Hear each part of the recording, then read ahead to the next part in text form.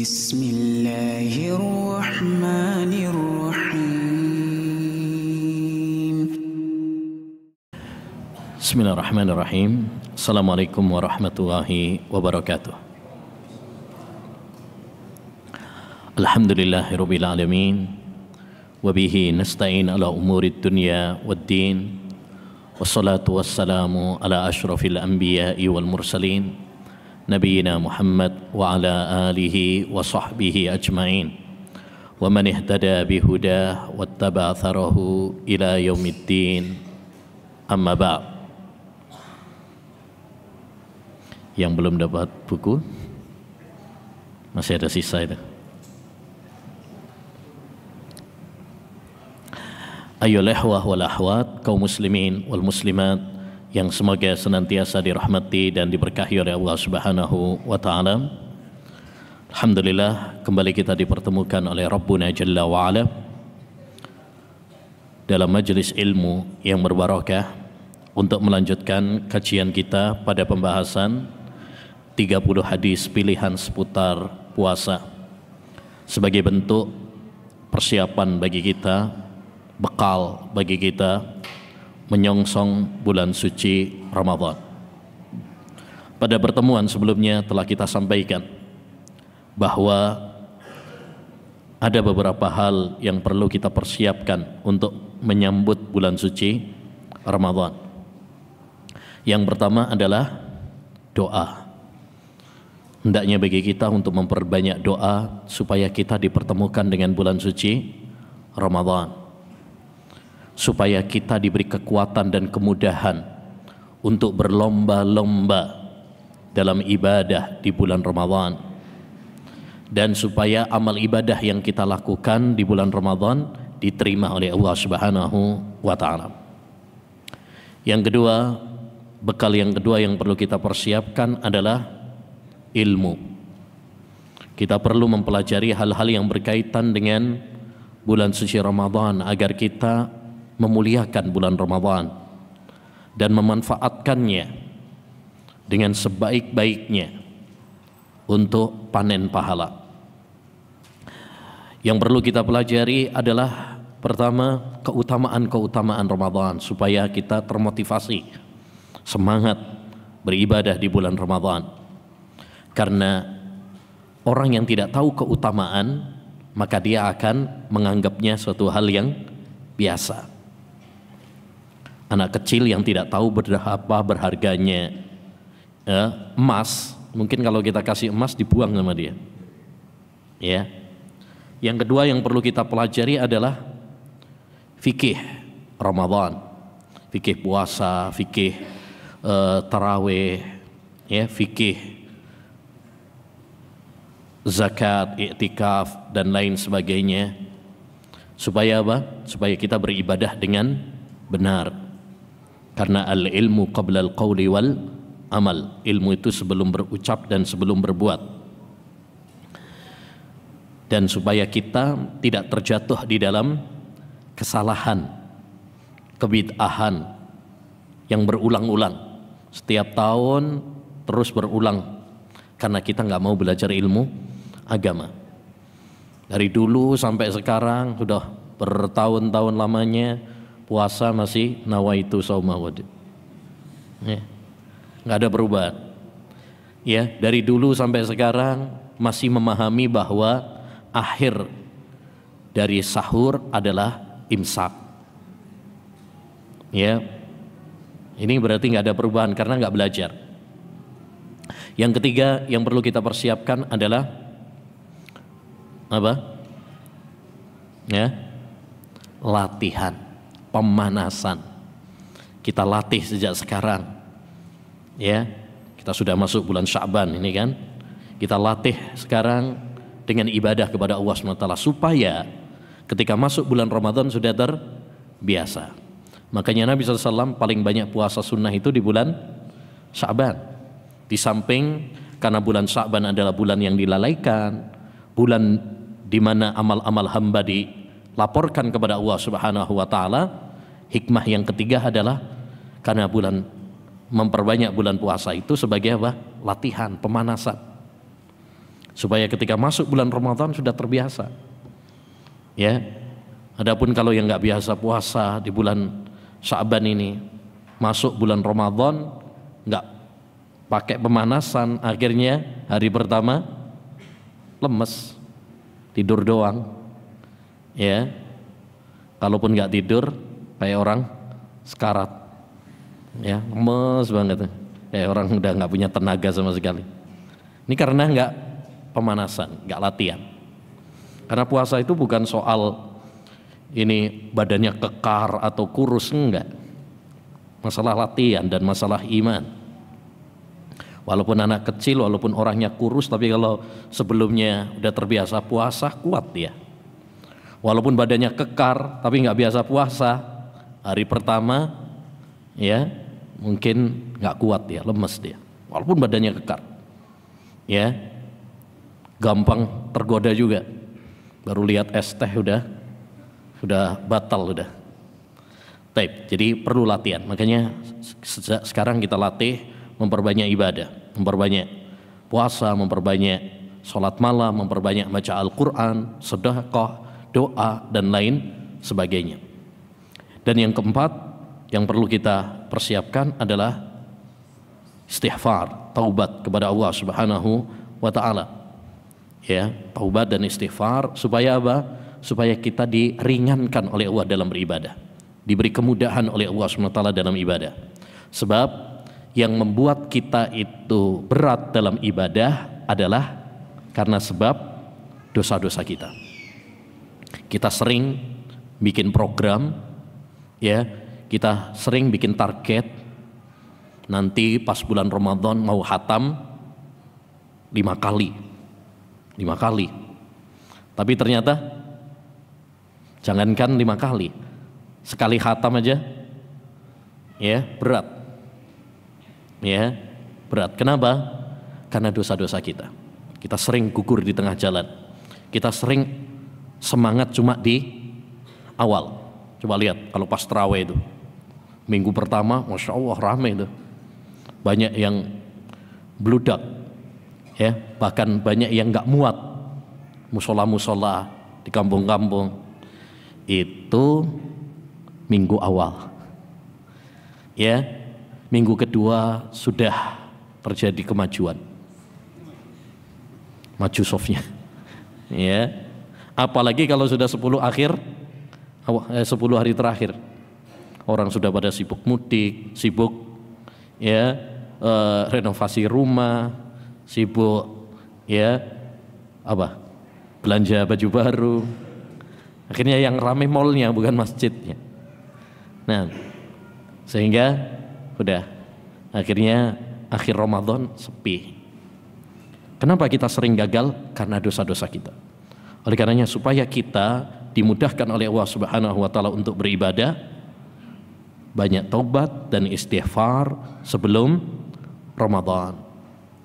Demikian juga bersihkan hati-hati kita dari segala noda. Ini penting, jangan ada permusuhan, kedengkian dengan saudara-saudara kita. Nabi SAW bersabda, yanzilu rabbuna, dalam hadis yang disahihkan oleh Syekhul Albani. Walaupun sebagian ulama melemahkannya, tapi Syekh Albani mensahihkan hadis ini. Yanzilu rabbuna tabaraka wa ta'ala lailatan nisfi min Sya'ban fayaghfiru li jami'i khalqihi illa li musyrikin aw musahin. Bahwa Allah Subhanahu wa taala turun ke langit dunia pada pertengahan Sya'ban, nisfu Sya'ban. Lalu Allah Subhanahu wa taala mengampuni semua dosa hamba kecuali 2 orang. Ya, yang pertama orang yang berbuat syirik, karena ini dosa besar paling besar. Yang kedua orang yang bermusuhan. Dan ini penting, ikhwan. Ya, sudahi permusuhan. Terlebih permusuhan gara-gara politik. Ini. Ya, yang ini bela ya pendapat yang membolehkan, yang ini membela pendapat yang enggak membolehkan, ya. Yang ini nyinyir ini. Sebagaimana ya banyak kita jumpai di media sosial, bahkan termasuk para penuntut ilmu, para ikhwan akhwat yang udah ngaji, ya, cakar-cakaran, saling menyinyir antara satu dengan yang lain. Ini satu fenomena yang sangat menyedihkan. Ya, hendaknya bagi kita untuk apa? Membersihkan hati kita dari ya permusuhan, kedengkian, apalagi kita sudah mau memasuki bulan Ramadan. Ya, nah, apapun pendapat kita, apapun pilihan kita, hendaknya bagi kita untuk berlapang dada, berjiwa besar, dan apapun hasilnya, hendaknya bagi kita pun untuk berjiwa besar. Ya, tidak boleh bagi kita untuk saling ya bermusuhan hanya karena perbedaan dalam masalah ini. Taib. Kemarin sudah kita bahas 5 hadis, sekarang kita masuk pada hadis yang ke-6. Bismillahirrahmanirrahim. Hadis yang ke-6, pahala membaca Al-Quran. An Abi Umamah radhiyallahu an, anna Nabiya sallallahu alaihi wasallam qala, Iqra'ul Qur'ana fa innahu ya'ti yaumal qiyamati syafi'an li ashabih. Dari Abu Umamah Al-Bahili, bahwasanya Rasulullah SAW bersabda, bacalah Al-Quran karena dia akan datang pada hari kiamat kelak untuk memberikan syafaat kepada pembacanya. Hadis riwayat Muslim. Hadis ini menunjukkan kepada kita tentang apa? Keutamaan membaca Al-Quran, dan bahwasanya pahalanya kelak Al-Quran akan memberikan syafaat kepada siapapun yang membaca Al-Quran, ya, memberi syafaat kepada orang yang membacanya agar dia masuk surga Allah Subhanahu wa ta'ala. Maka hadis ini ayyul ikhwah motivasi bagi kita untuk semangat membaca Al-Quran. Tentu hadis ini aslinya adalah umum, ya, baik di bulan Ramadan maupun tidak di bulan Ramadan kita dianjurkan untuk membaca Al-Quran. Tapi lebih ditekankan lagi membaca Al-Quran itu di bulan Ramadan. Kenapa? Karena di bulan Ramadan Allah Subhanahu wa ta'ala menurunkan Al-Quran. Sebagaimana di dalam ayat Al-Quran, Allah Subhanahu wa ta'ala berfirman, Syahrul Ramadhan alladhi unzila fihi al-Quran hudan linnasi wa bayyinatin minal huda wal furqan. Bulan Ramadan adalah bulan diturunkannya Al-Quran sebagai petunjuk bagi umat manusia. Jadi Allah Subhanahu wa ta'ala memilih bulan Ramadan sebagai bulan diturunkannya Al-Quran, dan ini tentu sebuah keistimewaan bagi bulan Ramadan, karena Allah tidak menurunkan Al-Quran di bulan Ramadan kecuali karena keutamaan dan kemuliaan bulan Ramadan. Segala hal yang berkaitan dengan Ramadan dialah yang terbaik. Ya, perhatikan, segala hal yang berkaitan dengan Al-Quran dialah yang terbaik. Allah Subhanahu wa ta'ala menurunkan Al-Quran kepada Nabi Muhammad. Makanya Nabi Muhammad, ya, Rasul terbaik. Allah Subhanahu wa ta'ala menurunkan Al-Quran kepada Nabi Muhammad dengan perantara Jibril. Jibril adalah malaikat yang terbaik. Allah Subhanahu wa ta'ala turunkan Al-Quran kepada umat Islam. Umat Islam adalah umat yang terbaik. Allah Subhanahu wa ta'ala, ya, turunkan Al-Quran di malam Lailatul Qadar. Maka malam Lailatul Qadar adalah malam yang terbaik. Maka segala hal yang berkaitan dengan Al-Quran dialah yang terbaik. Makanya Nabi SAW mengatakan, khairukum man ta'allama Al-Qur'ana wa 'allamahu. Sebaik-baik kalian adalah yang mempelajari Al-Quran dan yang mengajarkan Al-Quran. Kita bisa menjadi manusia yang terbaik kalau kita berhubungan dengan Al-Quran, berinteraksi dengan Al-Quran, membaca Al-Quran, mentadaburi Al-Quran, ya, mengajarkan Al-Quran. Waktu yang terbaik tatkala waktu kita isi dengan Al-Quran. Demikian seterusnya. Ya, bahkan ayyul ikhwah, kalau kita baca dulu semangat para ulama salaf dengan Al-Quran luar biasa. Ada di antara mereka yang khatam Al-Quran di bulan Ramadan itu dalam waktu 3 hari. 3 hari khatam Al-Quran, setiap 3 hari. Berarti 1 hari 10 juz. Ya. Ada yang 2 hari, berarti 1 hari 15 juz. Ya. Ada yang bahkan 1 hari bisa khatam 30 juz. Bukan juz 30 aja loh. Ya. 30 juz 1 hari. Bahkan diriwayatkan bahwasanya Al-Imam Syafi'i rahimahullahu taala pernah khatam Al-Quran 1 hari 2 kali. Kalau ada yang mengatakan, emang bisa Ustaz? Sekeren itu. Ya, ini pernah ditanyakan kepada salah seorang ulama sekarang. Kok bisa ulama-ulama kita 1 hari khatam, 2 hari khatam, 3 hari khatam?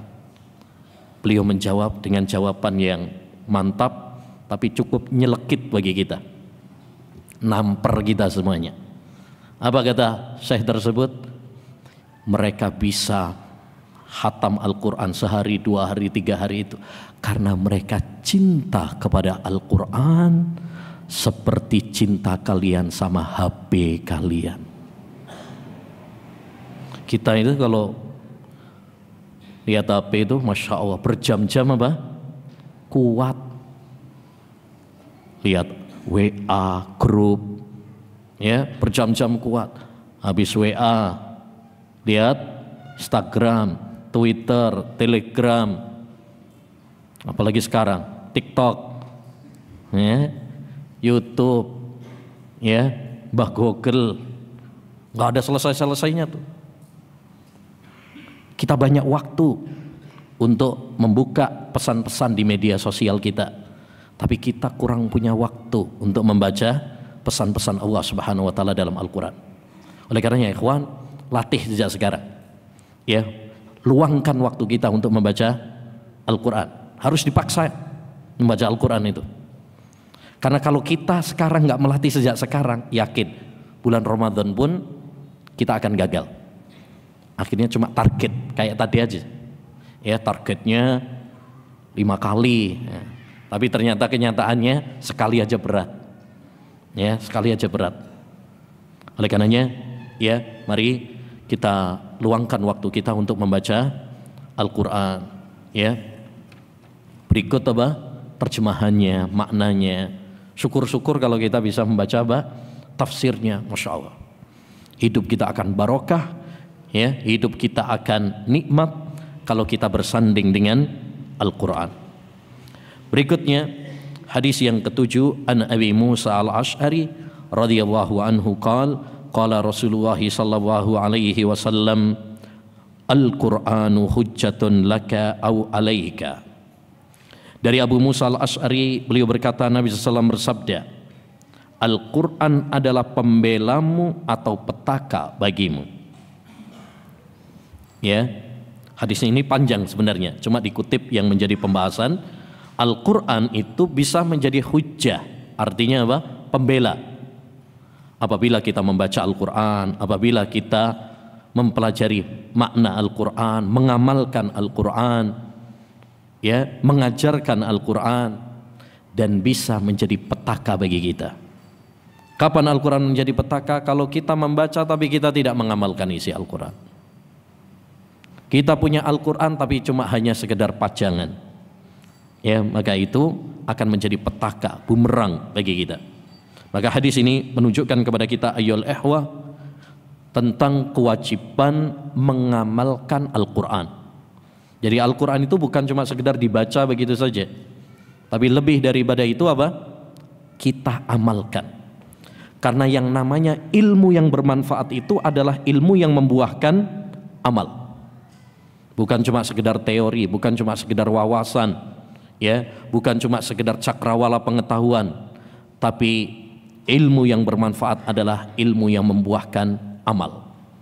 Oleh karenanya, ya, dahulu para salaf, ya, disebutkan oleh sahabat Abdullah bin Mas'ud, kana ar-rajulu minna idza ta'allama 10 ayat lam yujawizhunna hatta ya'rifa ma'aniyahunna wal amala bihinna. Adalah salah seorang di antara kami, yaitu para sahabat, apabila dia mempelajari 10 ayat Al-Quran, maka dia tidak menambah dari 10 ayat tersebut sampai betul-betul memahami artinya dan mengamalkannya. Ya, artinya apa? Mereka betul-betul memahami tafsir Al-Quran dan mengamalkan. Maka ini juga sebagai pelajaran penting bagi kita. Sekarang ini alhamdulillah, hal yang patut kita syukuri, banyak kajian-kajian tentang tajwid, tahsin, ya, bahkan daurah-daurah banyak, masjid-masjid banyak yang mengadakan halaqah. Alhamdulillah, ini patut kita syukuri. Tapi yang tidak boleh kita lalaikan bahwa mempelajari Al-Quran bukan cuma sekedar tajwid dan tahsinnya saja. Tapi yang lebih penting daripada itu adalah mempelajari apa? Tafsirnya. Maknanya apa Al-Quran ini? Kemudian kita amalkan dalam kehidupan kita. Yang halal kita katakan halal, yang haram kita katakan haram. Karena sekarang banyak orang membaca Al-Quran tapi nggak ngerti artinya apa. Ya, sehingga mungkin dia penghafal Al-Quran tapi terjerumus dalam kesyirikan. Mungkin dia hafal Al-Quran tapi terjerumus di dalam kebid'ahan dan kemaksiatan. Karena Al-Quran hanya cuma dihafal tapi nggak dimengerti tafsirnya, artinya, dan tidak diamalkan isi kandungannya.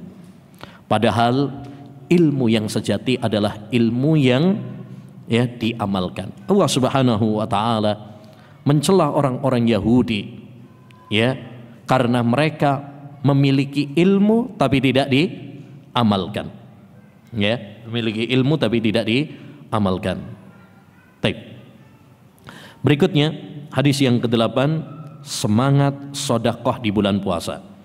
An Ibnu Abbas radhiyallahu anhuma qala, dari sahabat Ibnu Abbas, beliau mengatakan, kana Rasulullah sallallahu alaihi wasallam ajwadan nas wa kana ajwadu ma yakunu fi Ramadan hina yalqahu Jibril.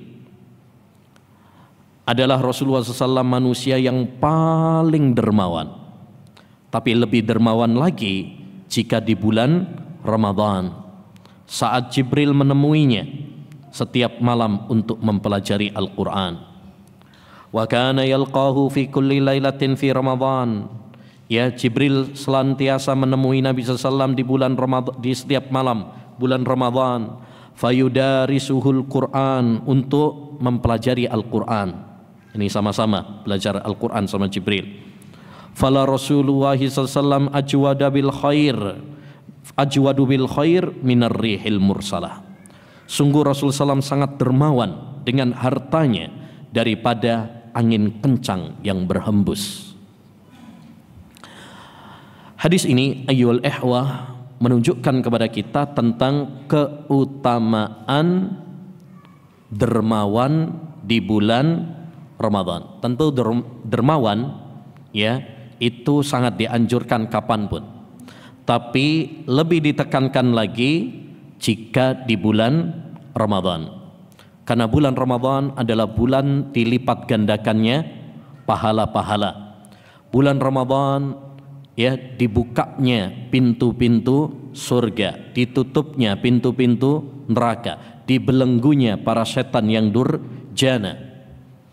Dan di bulan Ramadan Allah Subhanahu wa taala begitu sayang kepada hambanya. Di bulan Ramadan Allah Subhanahu wa taala mengampuni dosa-dosa hambanya. Oleh karenanya kita pun dianjurkan di bulan Ramadan untuk sayang kepada sesama manusia. Ya, dermawan, tidak pelit. Dan dermawan di sini bukan hanya dalam masalah harta saja. Dermawan dalam harta, iya. Dan ini yang langsung terbetik dalam pikiran kita, ya. Kalau disebut dermawan itu maksudnya dalam harta. Ya, dan memang itu dianjurkan. Di bulan Ramadan kita dianjurkan untuk apa? Memperbanyak, ya, memberi bantuan makan, terutama kepada orang-orang yang puasa. Nabi SAW bersabda, man fattara sha'iman kana lahu mislu ajris sha'im la yanqusu min ajrihi syai'. Siapa yang memberi makan untuk berbuka orang-orang yang berpuasa, maka dia mendapatkan pahala orang-orang yang berpuasa tadi. Kalau kita ngasih kepada 100 orang yang berpuasa, kita mendapatkan pahala 100 orang yang berpuasa. Sedangkan pahala kita sendiri tidak berkurang. Ya, Masya Allah. Ini bagi yang punya harta, punya fulus, ya, alokasikan untuk yang bermanfaat. Karena harta itu titipan. Engkau akan ditanya oleh Allah SWT tentang hartamu. Dari mana kamu mendapatkan dan untuk apa kamu belanjakan. Jangan sampai harta-harta kita yang merupakan titipan dari Allah Subhanahu wa taala kita belanjakan untuk dosa, untuk maksiat kepada Allah Subhanahu wa taala sehingga menjadi bumerang bagi kita. Dan memberi makan berbuka itu bisa dengan berbagai bentuk ya. Bisa dengan ya kita buatkan makanan terus ngundang mereka. Itu bisa.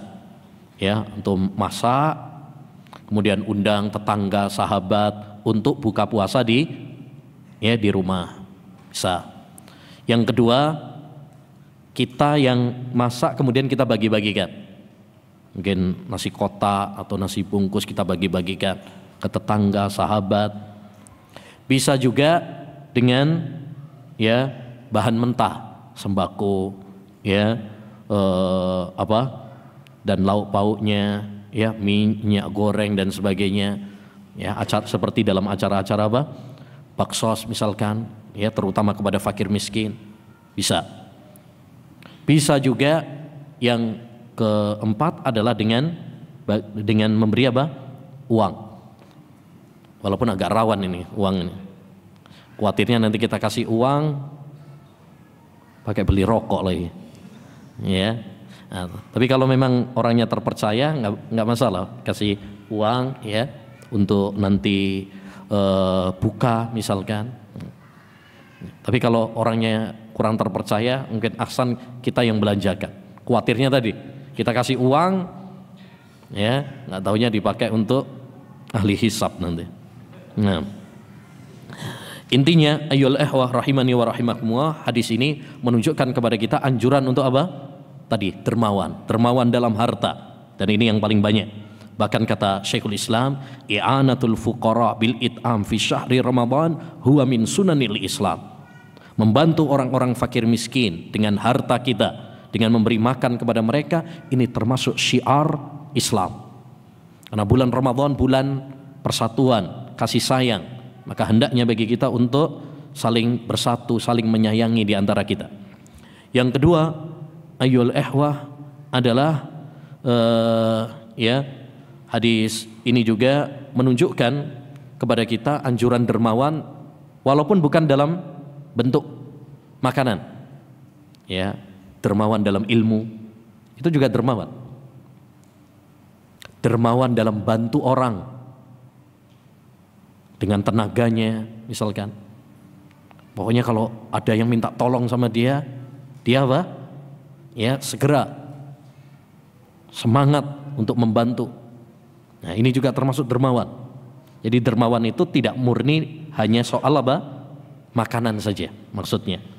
Ya, dermawan dengan ilmu, dermawan dengan tenaga kita, bantuan kita dan lain sebagainya, itu termasuk bagian dari dermawan. Baik, oleh karenanya intinya salah satu amalan yang sangat ditekankan di bulan Ramadan adalah memperbanyak sedekah, ya, membantu orang. Ini. Maka tabung sejak sekarang uangnya, ya, sisihkan uangnya sejak sekarang, ya, untuk nanti bisa kita pakai bersedekah di bulan Ramadan. Nah, berikutnya yang ke-9, bila lupa makan dan minum saat berpuasa. An Abi Hurairah radhiyallahu an, qala, dari sahabat Abu Hurairah, beliau mengatakan, qala Rasulullah SAW, Rasulullah SAW bersabda, man nasiya wa huwa shaim, barang siapa yang lupa bahwa dirinya sedang berpuasa, fa'akala aw syariba, lalu dia makan dan minum, falyutimma saumahu, maka hendaknya dia menyempurnakan puasanya. Fa innama at'amahu wa huwa saqah, karena sesungguhnya Allah Subhanahu wa taala telah memberinya makan dan minum. Taib.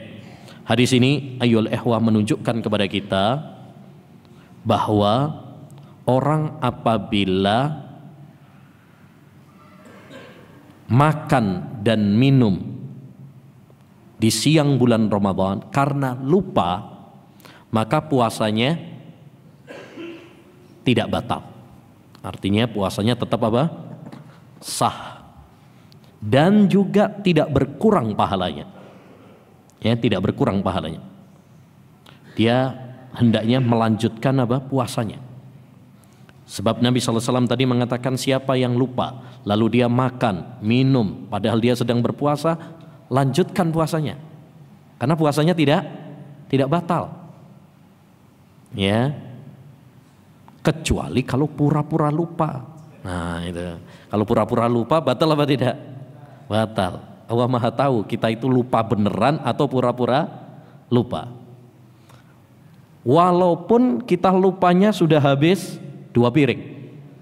Nah, ya, habis 2 piring, kenyang, ternyata lupa. Batal apa tidak? Tidak. Ya, tidak batal. Pernah diceritakan bahwa sahabat Abu Hurairah radhiyallahu an ditanya oleh seseorang, "Wahai Abu Hurairah, saya tadi puasa. Terus saya ke rumah teman, dihidangkan makanan, saya lupa, akhirnya saya makan, padahal saya puasa. Batal nggak puasa saya?" Apa kata sahabat Abu Hurairah? Nggak batal. Lanjutkan puasamu, itu rizki dari Allah Subhanahu wa Ta'ala. Alhamdulillah. Terus Abu Hurairah, saya pindah ke rumah teman yang lain, lupa lagi saya. Ya, batal enggak? Kata sahabat Abu Hurairah apa? Enggak batal, lanjutkan puasamu. Itu rezeki dari Allah SWT. Enggak cukup sampai di situ. Dia bilang apa? Terus Abu Hurairah, saya pindah lagi ke teman yang ketiga, lupa lagi saya. Apa jawaban Abu Hurairah? Dasar enggak biasa puasa. Masa lupa sampai tiga kali. Tapi maksudnya ayyul ikhwah rahimani wa rahimakumullah, ya, hadis ini menunjukkan bahwa orang kalau memang dia betul-betul lupa, ya berarti apa? Tidak batal. Karena orang yang lupa itu berarti tidak ada unsur kesengajaan. Ya, dia melakukan sesuatu yang tidak dia sengaja. Makanya perhatikan dalam hadis ini, di akhirnya kata Nabi, fa innama at'amahu wa wasaqa. Sesungguhnya Allah yang ngasih dia makan dan minum. Itu rezeki dari Allah Subhanahu wa Ta'ala. Ya, disandarkan kepada Allah Subhanahu wa Ta'ala. Kenapa? Karena sesungguhnya dia melakukan sesuatu yang bukan kemauan dia. Dia nggak sengaja. Orang yang lupa itu kan ya, dia nggak menginginkan itu terjadi. Ya, dia tidak ada kesengajaan untuk melakukan hal itu. Jadi intinya hadis ini menunjukkan kepada kita bahwa orang yang lupa lalu dia makan, minum, ya, tidak batal puasanya. Baik makan yang halal maupun makan yang haram. Makan yang halal itu misalkan apa? Nasi misalkan, bakso. Makan yang haram atau minum yang haram. Ya, ada orang yang berpuasa minum khamr misalkan. Puasa minum khamr. Atau nggak usah khamr lah, misalkan puasa tapi ngerokok. Pada dasarnya ngerokok itu haram dan membatalkan puasa. Karena dia hukumnya seperti hukum makan dan minum. Rokok itu hukumnya seperti hukum makan dan minum. Makanya para ulama sepakat itu membatalkan. Sama seperti juga termasuk dalam hal ini yaitu jarum suntik, infus yang mengenyangkan itu, yang untuk makan dan minum itu. Sebagian orang kan kalau sakit, ya mungkin dia nggak bisa makan, akhirnya diinfus, kenyang dia. Ya, itu aslinya membatalkan. Hanya saja tapi kalau dia melakukannya karena lupa, ya maka tidak membatalkan. Ya, maka tidak membatalkan. Berdasarkan hadis ini dan juga keumuman sabda Nabi SAW, dan ayat Al-Quran, Rabbana la tu'akhidna in nasina au akhtana. Ya Allah, jangan kamu siksa kami jika kami tidak sengaja atau kami lupa. Dalam hadis qudsi kata Allah SWT, qad fa'altu, aku telah melakukannya, yakni saya mengampuni. Demikian juga ya dalam hadis, inna Allaha tajawaza li an ummati al khata'a wan nisyana wa mastukrihu alaih. Allah Subhanahu wa taala ya mengampuni kesalahan-kesalahan dari umatku yang dilakukannya tidak sengaja, lupa, dan karena terpaksa. Baik. Insyaallah taala nanti kita lanjutkan setelah salat Isya. Wa sallallahu wasallama ala nabiyyina Muhammad wa ala alihi wa sahbihi ajma'in. Bismillahirrahmanirrahim. Alhamdulillah wassalatu wassalamu ala Rasulillah wa la haula wa la quwwata illa billah, amma ba'd. Ayyuhal ikhwah wal akhwat, kita lanjutkan pembahasan kita tentang 30 hadis seputar puasa. Kita telah sampai pada hadis yang ke-10, berkah sahur. An Anasin radhiyallahu anhu qala, dari sahabat Anas, yakni Anas bin Malik, pelayan Rasulullah sallallahu alaihi wasallam. Beliau mengatakan, qala Rasulullah sallallahu alaihi wasallam, Rasulullah sallallahu alaihi wasallam bersabda, tasahharu, sahurlah kalian, fa inna fis sahuri atau fis suhuri barakah, karena di dalam sahur itu terdapat keberkahan.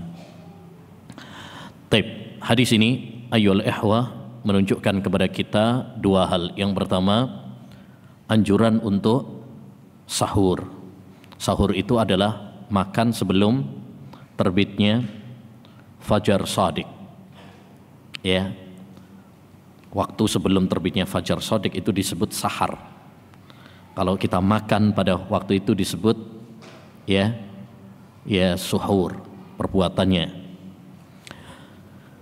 Dan lebih tepatnya lagi adalah waktu sahur itu waktu antara fajar kadhib dengan fajar shadiq. Itu namanya sahur. Di sini Nabi SAW menganjurkan tasahharu, sahurlah kalian. Dan dalam kaidah usul fikih, hukum asal perintah itu menunjukkan apa? Wajib. Ya, tetapi ayyul ikhwah, para ulama sepakat bahwasanya sahur itu tidak wajib, sunnah. Ya, para ulama sepakat bahwasanya sahur itu sunnah, tidak sampai kepada derajat apa? Wajib. Ya, karena ada yang memalingkannya. Tapi intinya adalah ini anjuran bagi kita untuk apa? Untuk sahur.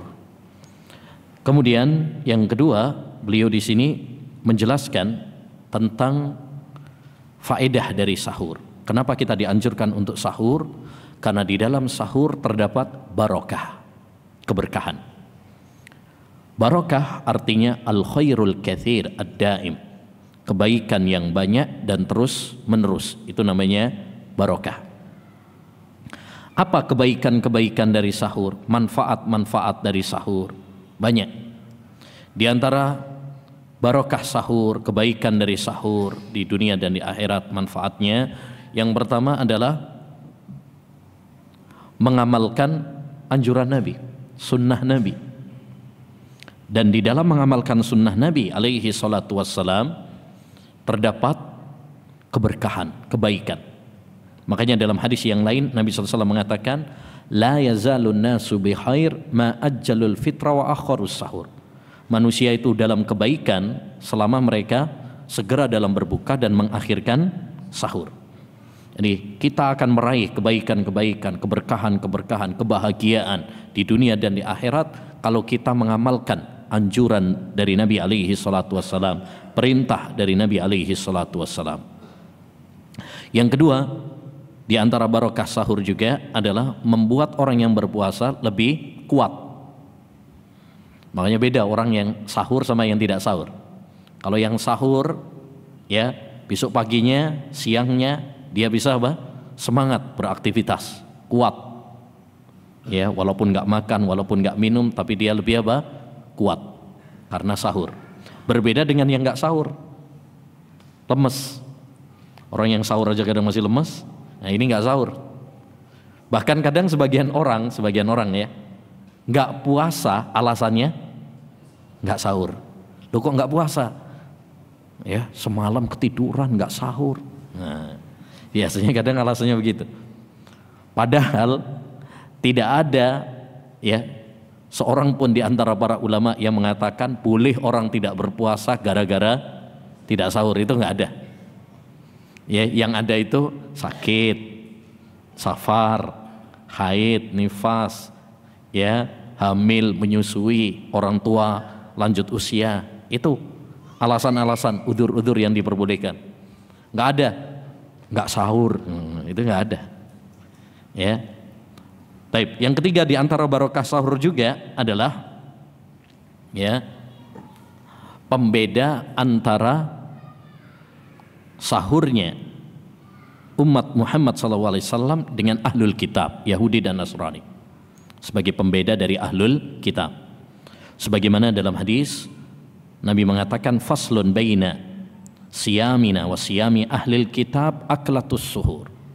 Pembeda antara sahurnya kita dengan sahurnya ahlul kitab Yahudi Nasrani adalah makan sahur.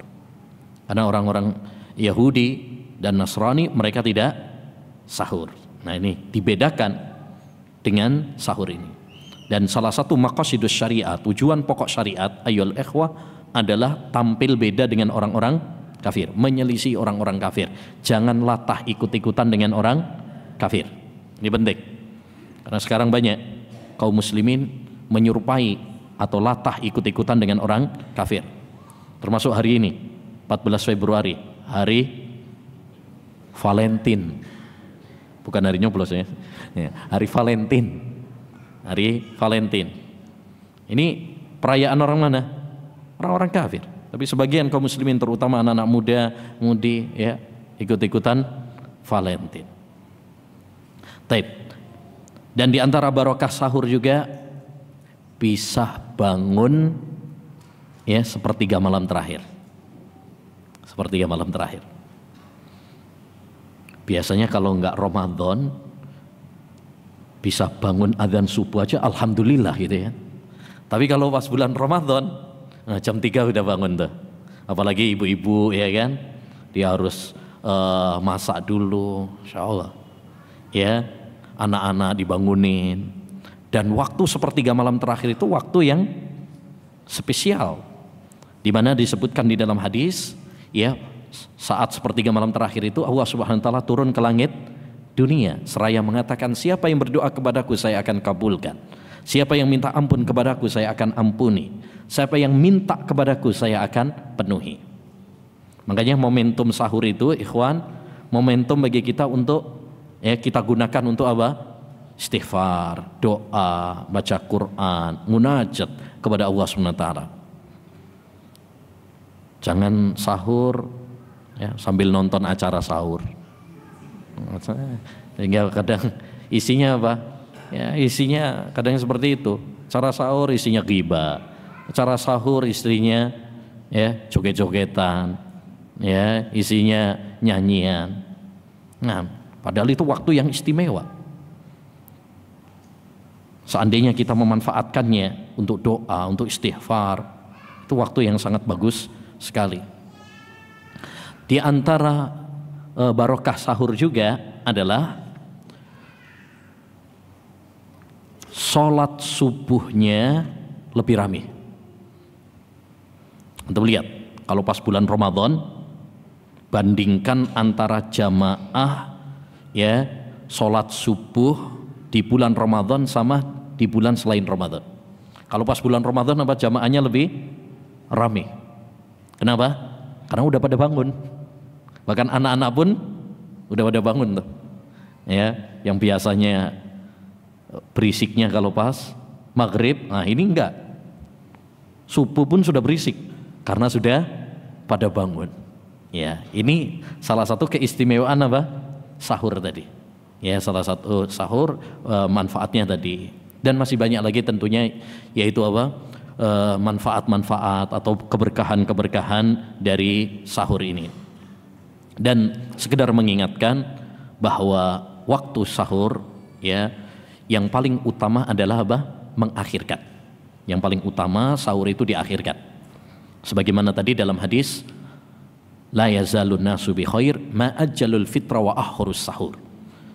Senantiasa manusia itu dalam kebaikan selama mereka segera dalam berbuka dan mengakhirkan sahur. Jadi semakin akhir itu semakin bagus. Ya, semakin akhir itu semakin bagus. Itu sunnah Nabi seperti itu. Maka jangan sahur jam 12. Ya, sahur sebelum tidur jam 9. Akhirnya apa? Tidur lagi. Akhirnya apa? Bangun-bangun udah keroncongan. Udah lapar. Jadi salah satu hikmah kenapa kita disuruh diakhirkan, supaya tadi tujuan dari sahur itu tercapai, yaitu kita lebih kuat aktivitas besok paginya. Yang kedua yang perlu diketahui bahwa batas akhir sahur itu adalah ya terbitnya atau munculnya fajar shadiq, bukan imsak. Bukan imsak. Sebagaimana kata Allah Subhanahu wa taala, wa kulu washrabu hatta yatabayyana lakumul khaytul abyadu minal khaytil aswadi minal fajr. Makan dan minumlah sampai terang bagi kalian ya, yaitu fajar shadiq, sampai jelas bagi kalian. Jadi ini sebagian orang menganggap batas akhir sahur itu kalau sudah dengar imsak, ya, yang biasanya 10 menit atau 15 menit sebelum adzan subuh. Ini termasuk bid'ah. Ini termasuk kebid'ahan, tidak dikenal di zaman Nabi Shallallahu Alaihi Wasallam. Ya, bahkan dalam sebuah hadis yang dihasankan oleh Syekhul Albani rahimahullah taala, sebagian ulama melemahkan, tapi Syekhul Albani menghasankan hadis ini, di mana Nabi Shallallahu Alaihi Wasallam mengatakan, "Idza sami'a ahadukum al-adhan wal ina'u fi yadihi fala yadha'hu hatta yakdhiya hajatahu." Apabila salah seorang di antara kalian sahur terus mendengar azan subuh, sedangkan piringnya masih di tangannya, maksudnya belum selesai, ini lagi makannya, maka jangan dia meletakkannya sampai ya selesai hajatnya. Artinya kalau kurang dikit, udah selesaikan nggak apa-apa, walaupun sudah adzan subuh. Ini rukhsah, keringanan. Tapi ini bagi yang mensahihkan hadis ini ya. Kalau bagi yang tidak mensahihkan hadis ini berarti kalau sudah dengar adzan stop. Ya. Ini bagi yang istilahnya sudah makan ya, tengah-tengah makan atau tengah-tengah minum terus dengar adzan. Ya, jangan kemudian dimuntahkan. Sekali itu rukhsah, nggak apa-apa. Bukan berarti setelah adzan baru ngambil piring. Nah, itu beda lagi urusannya itu. Nah, kemudian yang berikutnya juga ayyul ihwah yang perlu diperhatikan ya, bahwa sahur tidak boleh atau tidak perlu untuk apa? Berlebih-lebihan. Yang paling penting adalah kita makan ya secukupnya dan yang bervitamin. Yang paling bagus adalah sahur dengan kurma. Nabi SAW pernah mengatakan, nikma sahurul mu'min at-tamru. Sebaik-baik sahurnya seorang mukmin adalah kurma. Kurma itu bagus. Ya, kurma itu 3. 1 buah-buahan, 2 obat, ya, yang ketiga makanan. Ya, kurma itu 3. 1 dia obat, 2 dia adalah makanan yang mengenyangkan, yang ketiga dia juga adalah apa? Buah-buahan. Ya, buah-buahan. Taip. Makanya sahurnya Nabi itu sederhana. Sahurnya Nabi itu cuma kurma sama air putih.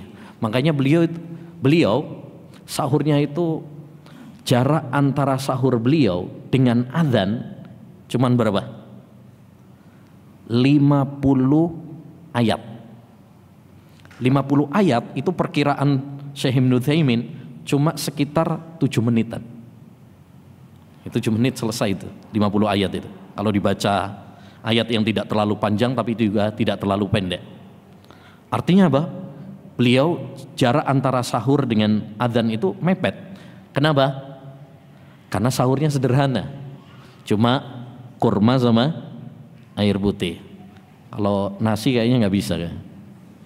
Ya, nasi cuma 5 menit 7 menit, nah, bisa-bisa kesedak malahan ya. Nah, jadi paling tidak kalau kita ya paling tidak setengah jam sebelum adzan subuh itu cukup lah ya. Ya, tapi kalau 5 menit, karena nasi itu beda dengan kurma ya. Kalau kurma praktis dia, nggak pakai masak, nggak pakai manasin, gitu ya. Nah, berikutnya hadis yang ke-12, hal adab berbuka puasa. Hadis yang 11. An Sahl bin Sa'din radhiyallahu anhu qal, dari Sahal bin Sa'ad beliau mengatakan qala Rasulullah sallallahu alaihi wasallam la yazalun nasu bi khairin ma ajjalul fitra. Manusia senantiasa dalam kebaikan selama mereka menyegerakan berbuka puasa. Hadis ini menunjukkan kepada kita anjuran untuk segera dalam berbuka. Maksudnya segera dalam berbuka itu bagaimana? Kalau sudah tiba waktu berbuka, yaitu terbenamnya matahari atau masuknya adzan maghrib.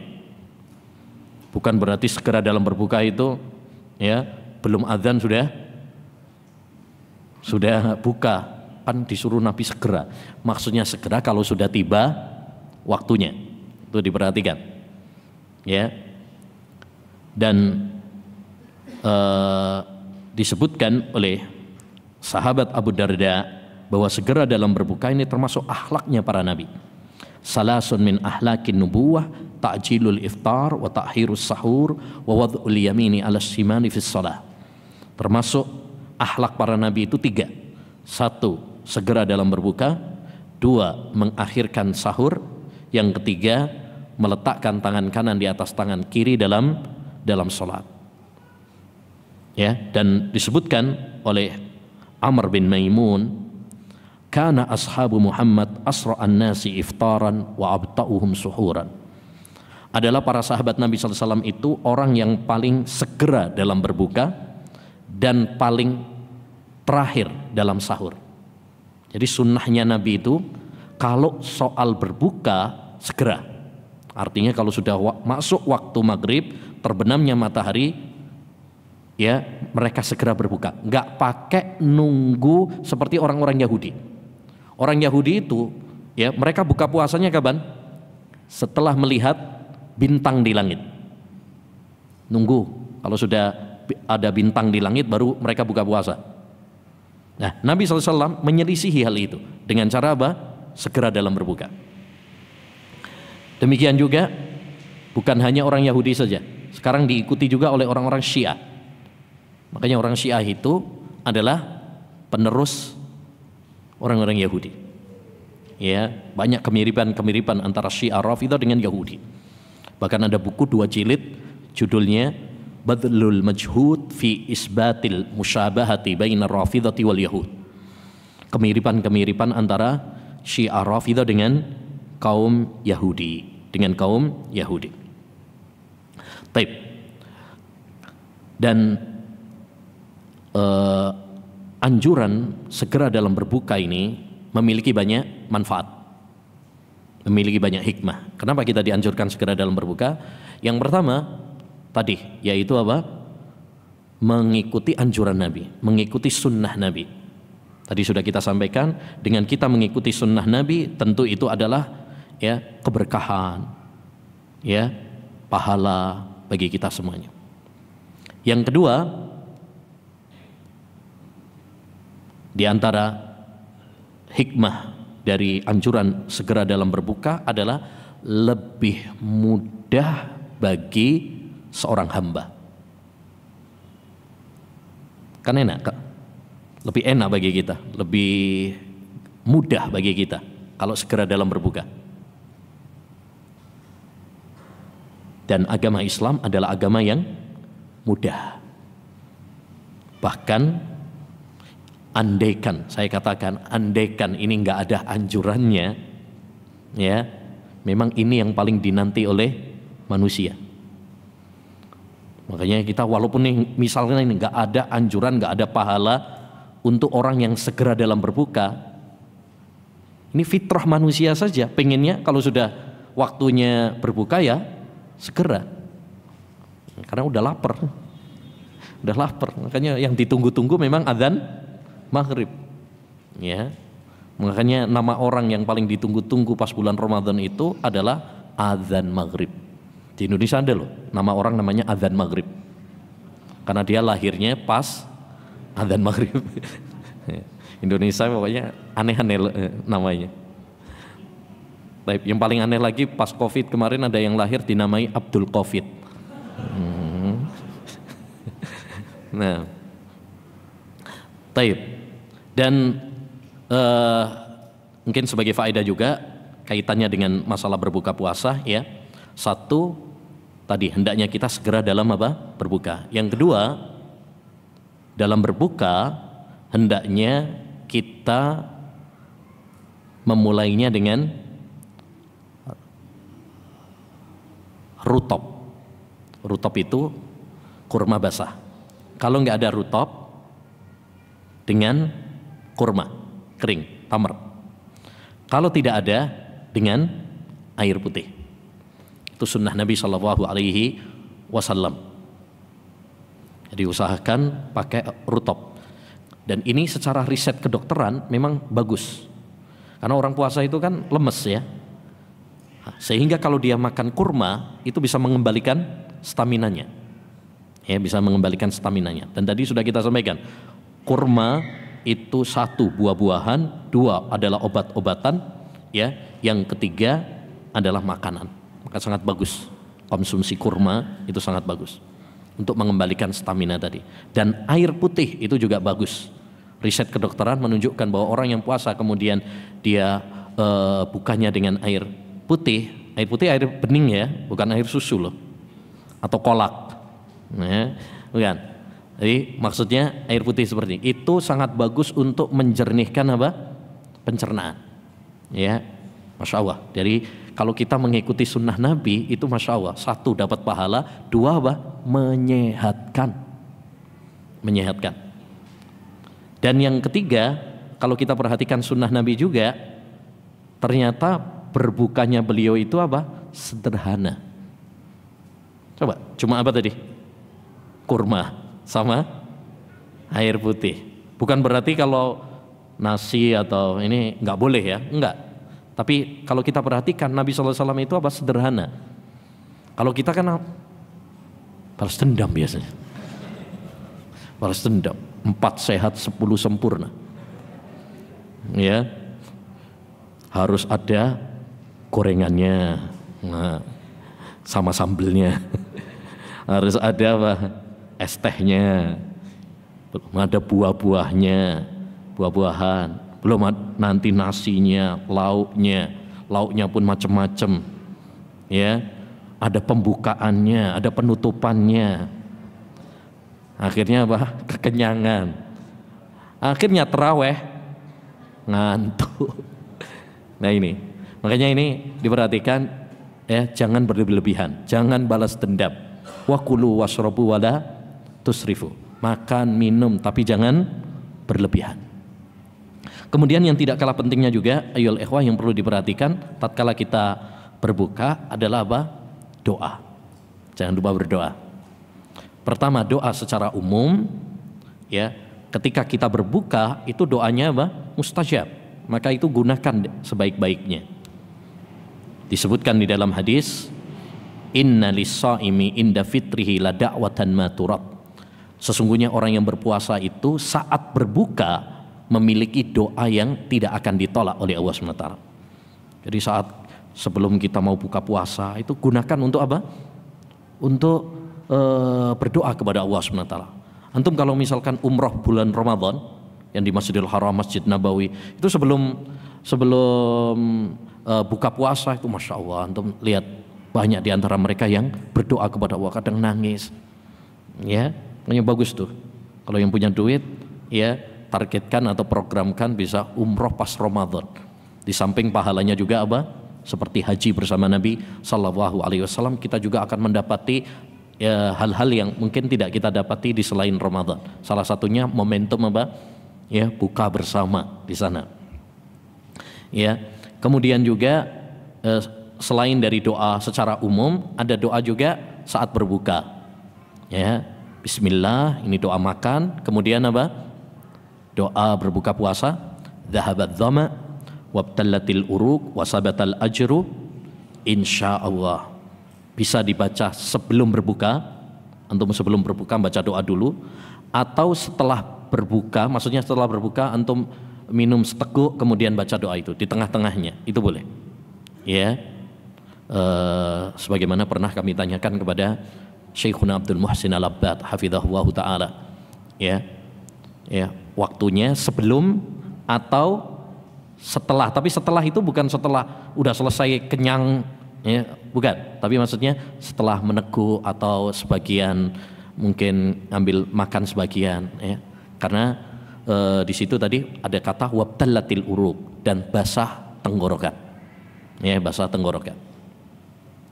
Dan ini yang sahih, doa yang sahih. Adapun doa yang masyhur, Allahumma laka sumtu wabika amantu wa ala rizkika aftartu birahmatika ya arhamar rahimin, maka hadis ini tidak sahih.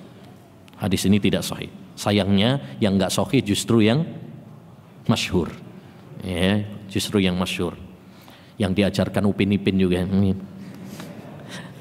Akhirnya anak-anak yang dihafal ini akhirnya. Ya.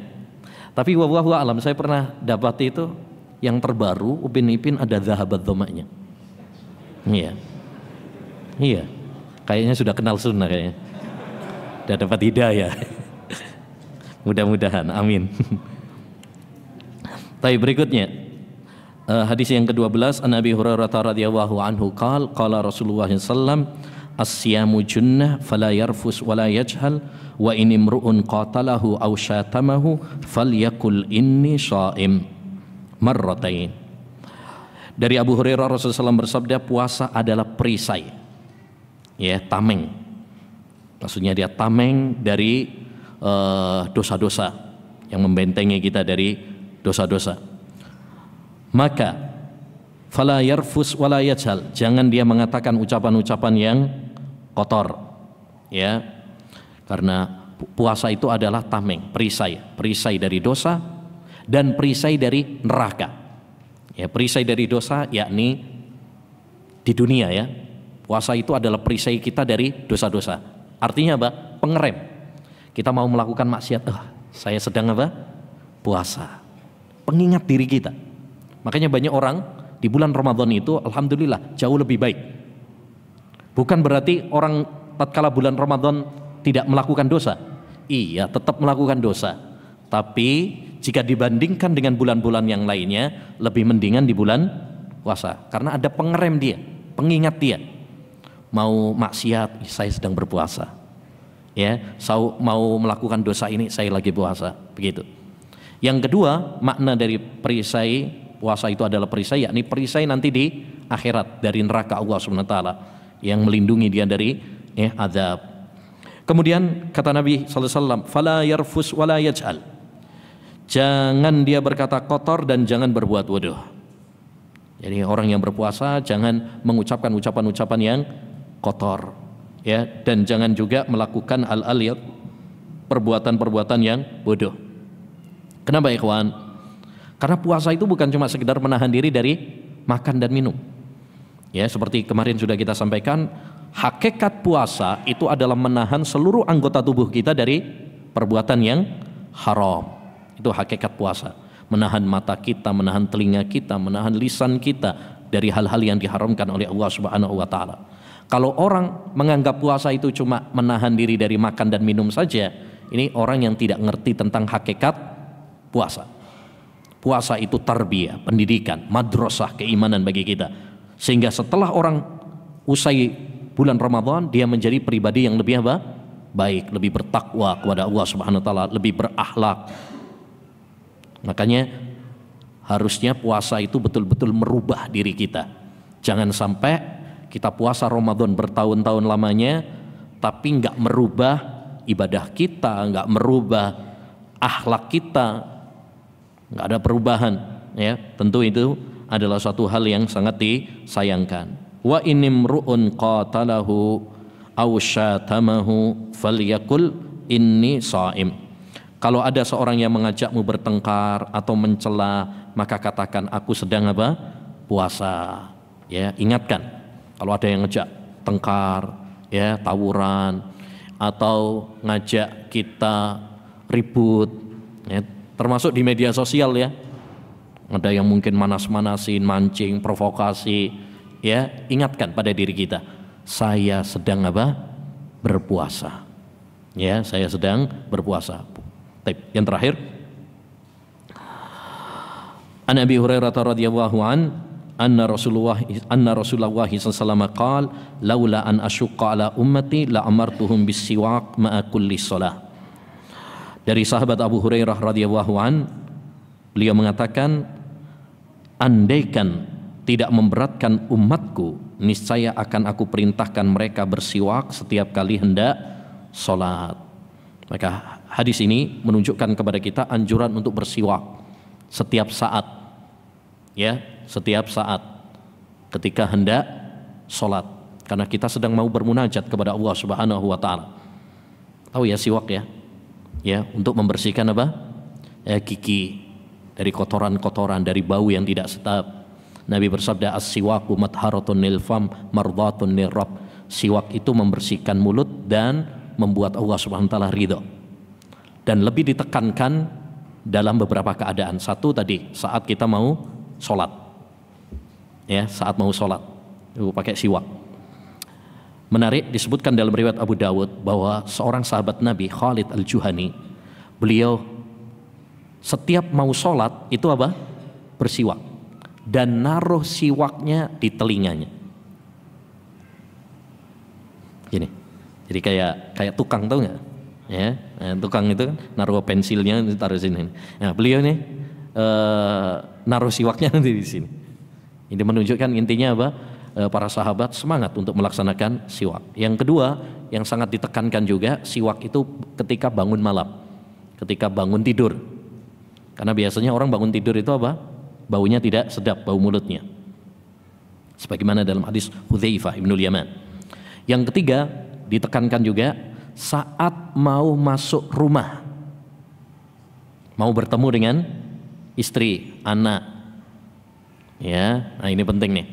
Makanya Nabi SAW, Aisyah ketika ditanya apa yang dilakukan oleh Rasulullah ketika mau masuk rumah, kata Aisyah apa? Bisiwak, bada'a bisiwak. Beliau memulai bersiwak dulu, karena mau ketemu sama istri. Jangan sampai ketemu istri baunya nggak sedap, baunya rokok malahan. Mau nyium bau rokok, nggak maulah istrinya. Ya, nah jadi itu hal-hal yang ditekankan, ya, termasuk dalam hal ini yaitu apa? Ya, tidak ada perbedaan baik di bulan Ramadan maupun bukan di bulan Ramadan. Artinya perintah hadis ini ketika kita dianjurkan oleh Nabi untuk bersiwak itu umum, baik ketika di bulan Ramadan maupun ketika di luar bulan Ramadan. Berarti siwak di bulan Ramadan boleh apa tidak? Boleh. Nah ini, karena sebagian ulama kadang ada yang mengatakan apa? Makruh, nggak boleh bersiwak, ya, di bulan Ramadan. Nah ini keumuman hadis ini membantah pendapat tersebut. Ada sebagian yang berpendapat dimakruhkan bersiwak, ya, di siang bulan Ramadan. Tapi hadis ini menunjukkan bahwa bersiwak di siang bulan Ramadan itu apa? Boleh, ya, disyariatkan. Ya, karena Nabi tidak membedakan antara pas bulan Ramadan atau, ya, selain bulan Ramadan. Kalau ada yang mengatakan, kan ada hadis dari Nabi SAW, wala khulufu famis shaim adyabu indallah min rihil misk. Bau mulut orang yang berpuasa itu lebih wangi di sisi Allah SWT daripada minyak kasturi. Berarti semakin bau mulut kita semakin bagus tuh. Gimana itu? Apakah hadis ini menunjukkan bahwasanya kita tidak perlu untuk bersiwak? Tidak. Jadi itu salah paham. Ya, Nabi SAW tetap menganjurkan kepada kita untuk bersiwak. Tapi walaupun kita bersiwak, walaupun kita sikat gigi, yang namanya orang puasa perutnya kosong, ya tetap aja baunya tidak enak. Nah itu. Jadi bukan menyengaja untuk biar bau mulutnya, enggak. Jadi jangan sampai, kalau begitu sekalian aja sebulan nggak usah gosok gigi, biar tambah mantep baunya. Ya. Bisa-bisa pingsan itu tetangganya ya. Ya, jadi bukan seperti itu cara memahami apa? Ya, hadis Nabi Shallallahu Alaihi Wasallam. Taib, hadis yang paling terakhir. Tadi kan terakhir, ya, ini paling terakhir. Taib, pengaruh muntah bagi yang puasa. An Abi Hurairah radhiyallahu anhu qala Rasul sallam man dara'ahu qai'un wa huwa sha'im falaysa alaihi qada wa in istaqa'a falyaqdi. Dari Abu Hurairah bahwasanya Rasulullah SAW bersabda, barang siapa yang muntah sedangkan ia dalam keadaan puasa, maka tidak ada qadha baginya. Maksudnya muntah di sini tidak sengaja. Dan barang siapa yang muntah dengan sengaja, maka hendaknya dia mengganti puasanya. Jadi muntah itu ada dua macam. Yang pertama, muntahnya tidak sengaja, maka ini tidak membatalkan dan tidak perlu diqadha karena memang nggak batal. Muntah nggak sengaja itu bagaimana? Mungkin dia melewati tempat, baunya nggak sedap, akhirnya apa? Dia muntah. Mungkin ada sebagian orang itu naik mobil, ada yang nggak kuat baunya mobil, akhirnya apa? Muntah, mabuk bukan habis minum khamar, enggak, mabuk safar, ya. Maka ini tidak batal puasanya karena tidak ada unsur kesengajaan tadi. Yang kedua, kalau muntahnya dengan sengaja. Muntah dengan sengaja itu bagaimana? Dia masukkan tangannya ke tenggorokan, diogrok-ogrok supaya apa? Supaya muntah. Atau dia mencium ya aroma yang membuat dia muntah, sengaja dia biar muntah, mencium bau yang mungkin tidak sedap atau mencium bau yang terlalu wangi yang bikin dia muntah, atau melihat sesuatu yang membuat dia muntah, ya dia sengaja itu, maka ini apa? Membatalkan, ya membatalkan. Jadi ya muntah itu terbagi menjadi dua. Kalau muntahnya tidak sengaja maka tidak membatalkan sehingga tidak perlu diqadha. Yang kedua, jika muntahnya dengan sengaja, maka ini wajib, maka ini puasanya batal dan wajib untuk diqadha pada hari-hari yang lain. Baik. Insyaallah taala kita lanjutkan pada pertemuan berikutnya. Ya. Demikian ayyuhal ikhwah rahimani wa rahimakumullah yang bisa kita bahas. Mudah-mudahan ya bermanfaat. Mudah-mudahan kita dipertemukan oleh Allah dengan bulan suci Ramadan dan kita diberi kekuatan, kemudahan oleh Allah SWT berlomba-lomba semangat dalam ibadah di bulan suci Ramadan. Amin ya rabbal alamin. Wa sallallahu wasallam ala nabiyyina Muhammad wa ala alihi wa sahbihi ajmain. Assalamualaikum warahmatullahi wabarakatuh.